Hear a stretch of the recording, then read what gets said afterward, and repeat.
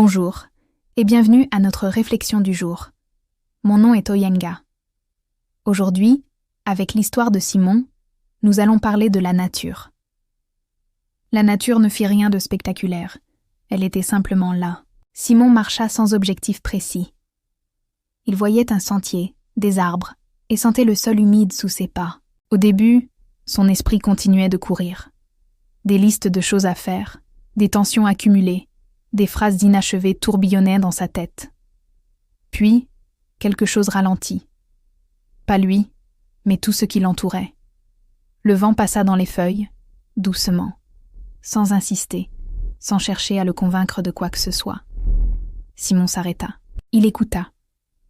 Un ruisseau coulait un peu plus loin, toujours au même rythme, complètement indifférent aux urgences humaines. Il commença à remarquer des détails qu'il avait oubliés depuis longtemps. Une écorce fendue sur un vieil arbre. Une plante qui poussait de travers, cherchant la lumière. Rien dans ce paysage n'était parfait, mais tout tenait pourtant.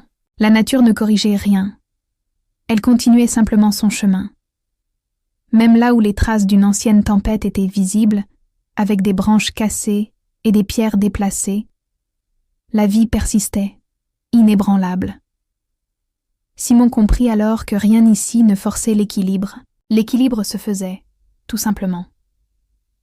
En reprenant sa marche, il sentit quelque chose se réorganiser en lui, sans effort, sans promesse.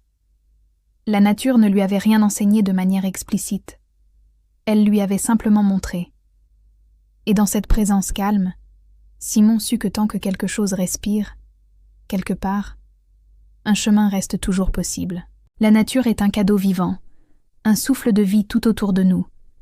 Chaque arbre, chaque rivière, chaque montagne raconte une histoire unique. Elle nous offre des paysages qui apaisent le cœur et l'esprit.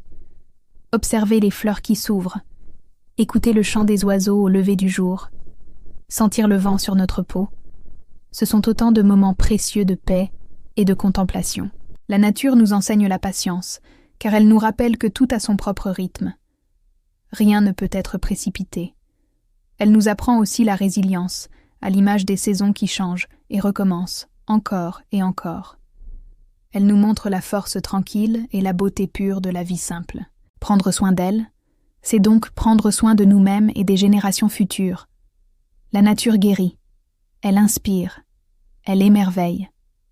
Elle nous rappelle notre juste place dans le monde et la responsabilité qui nous incombe. Chaque rivière qui coule est un rappel constant de la fluidité de la vie, de la nécessité de lâcher prise et de suivre le courant. Les montagnes, par leur immensité, nous enseignent la persévérance et la solidité. Elles sont là, immobiles, et nous invitent à trouver notre propre force intérieure. La mer nous parle d'infini et de mystère, tandis que le ciel changeant nous rappelle que tout évolue constamment, que rien n'est figé.